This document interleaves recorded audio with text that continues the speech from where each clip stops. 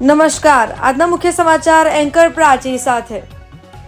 ભરૂચના હાસોટ તાલુકાના પૂર અસરગ્રસ્ત ગામોમાં મંત્રી ઈશ્વરસિંહ પટેલે નિરીક્ષણ કરી અધિકારીઓને જરૂરી સૂચના આપી હતી।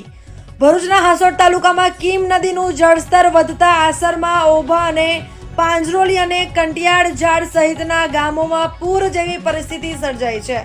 રાજ્યના જળ સંપત્તિ મંત્રી ઈશ્વરસિંહ પટેલે શુક્રવારે અસરગ્રસ્ત વિસ્તારોની મુલાકાત લઈને પરિસ્થિતિનું સ્થળ પર નિરીક્ષણ કર્યું હતું। મંત્રી ઈશ્વરસિંહ પટેલે પાણી ભરાયેલા વિસ્તારોમાં જાતે ટ્રેક્ટર ચલાવી અસરગ્રસ્ત ગામોની મુલાકાત લીધી હતી અને સ્થાનિક લોકોની સ્થિતિ અંગે માહિતી મેળવી હતી।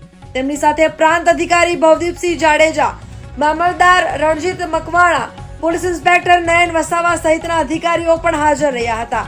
મંત્રીએ અધિકારીઓને અસરગ્રસ્ત લોકો માટે રહેવા, જમવા સહિતની તમામ જરૂરી સુવિધાઓ તાત્કાલિક ઉપલબ્ધ કરાવવા સૂચના આપી હતી। ઉપરાંત ગામોમાં બોટ સહિતના તમામ જરૂરી બચાવ સાધનો તૈનાત રાખવાની અને જરૂર જણાય તો NDRFની ટીમોને પણ તાત્કાલિક કામગીરીમાં જોડાવવાની તૈયારી રાખવા જણાવ્યું હતું। વહીવટીતંત્ર દ્વારા સતત પરિસ્થિતિ પર નજર રાખવામાં આવી રહી છે અને લોકોને સતર્ક રહેવા અપીલ કરવામાં આવી છે।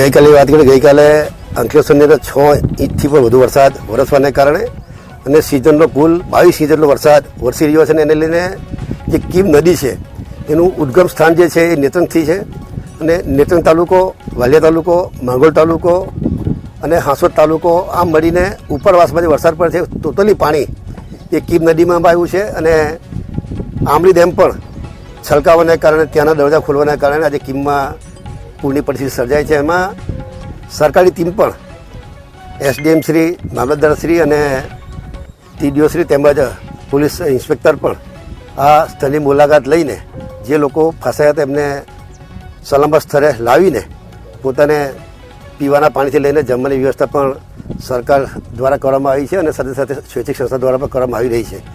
ત્યારે આ વધુ પડતા વરસાદ પડવાના કારણે આમ તો જોઈએ તો સમગ્ર દક્ષિણ ગુજરાતની અંદર જોઈએ છે કે ઉમર ગામની અંદર 28 કલાકની અંદર લગભગ 40 થી 42 ઇંચ વરસાદ પડવાના કારણે ત્યાંની જે સ્થિતિ સર્જાય છે એ જ રીતે આ ભરૂચ જિલ્લાની અંદર પણ જે કીમ નદીની અંદર ઉપરવાસમાંથી પાણી આવવાને કારણે